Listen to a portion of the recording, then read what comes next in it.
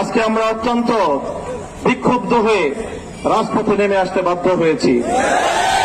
আমাদের কথাগুলো অত্যন্ত পরিষ্কার। আমরা ধর্ষণ এবং জেনা ব্যভিচারের জন্য সর্বোচ্চ শাস্তি প্রকাশ্যে প্রয়োগের দাবি জানাই।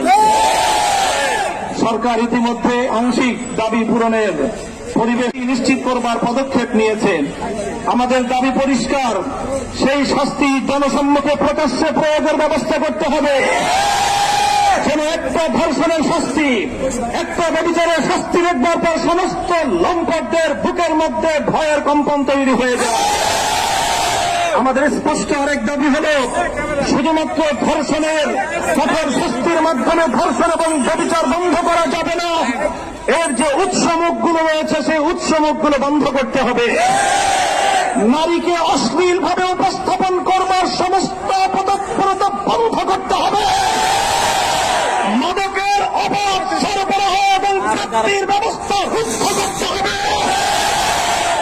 নারীকে যারা অশ্লীলভাবে উপস্থাপন করছে, সিনেমার বিলবোর্ড, বিভিন্ন চলচ্চিত্রের পর্দা, নাটক এবং টেলিভিশনের পর্দার মাধ্যমে যারা নারীকে ভোগ্য পণ্য হিসেবে, ব্যবসার পণ্য হিসেবে উপস্থাপন করছে, তারা মাতৃজাতির কলঙ্ক করছে।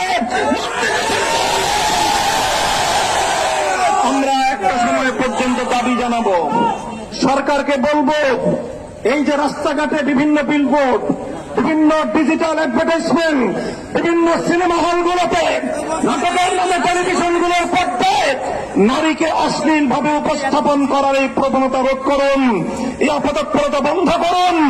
একটা সময় পর্যন্ত আমরা দাবি জানাবো।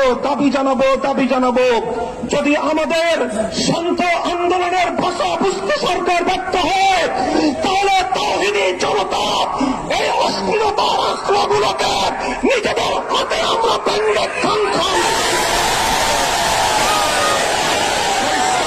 বলতে চাই।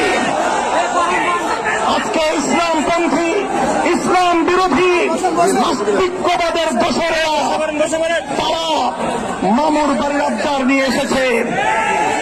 ওরা ধর্ষণ বন্ধ করতে চায় না। ওরা ধর্ষণ বিরোধী বিভিন্ন সংগ্রাম এবং বিভিন্ন সমাবেশের নামে রাজপথে প্রকাশ্যে নারী পুরুষ তারা অশ্লীল এবং যৌন আচরণের মাধ্যমে গোটা দেশ এবং জাতিকে কলঙ্কিত করার পরে তারা চালাচ্ছে।